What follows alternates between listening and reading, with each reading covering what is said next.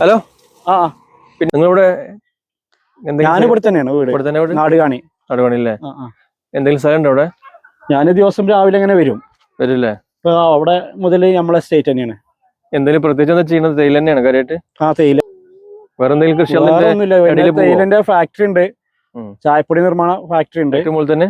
അല്ലല്ല, അത് ഊട്ടിയിലാണ്. ഇവിടുന്ന് കൊണ്ടുപോകും. അത് ഇങ്ങനെ നോക്കാൻ വേണ്ടി വന്നതാണ്. എന്നും ദിവസം ഈ സമയത്ത് ഇവിടെ വരും. പിന്നെ നമുക്കിവിടെ ഫാമിലി പാർക്കായിട്ട് എന്തെങ്കിലും പോകാൻ പറ്റുക കുട്ടികൾക്ക്? ഇവിടെ ഞങ്ങൾ പോകുന്ന അവിടെ തന്നെ പെരിന്തൽമണ്ണ എന്നല്ലേ പറഞ്ഞേ? അതെ അതെ. അപ്പൊ ആ നാടുകാണി ഒരു ജീൻപൂൾ എക്കോ പാർക്ക് ഉണ്ട്. പോരുന്ന വഴിക്ക് തന്നെയാണ്. അവിടെ അതിന്റെ ഉള്ളിൽ കയറി കഴിഞ്ഞാൽ ഏകദേശം ഒരാൾക്ക് 60 രൂപ വരും എൻട്രി ഫീ. അപ്പൊ അവിടെ കയറി കഴിഞ്ഞാൽ അത്യാവശ്യം നല്ല പിന്നെ കാണാനൊക്കെ ഉണ്ട്. ഒരു എക്കോ പാർക്കാണ്. അവിടെ ഒരു മ്യൂസിയം ഉണ്ട്. അതുപോലെ തന്നെ അവിടെ വേണമെങ്കിൽ സ്റ്റേ ഉണ്ട്. ഗവൺമെന്റിന്റെ സ്റ്റേ ആണ്. എൻട്രി ഉണ്ടാവില്ല? 5 മണി വരെ എൻട്രി ഉണ്ട് അവിടെ. സ്റ്റേ ഉണ്ട്.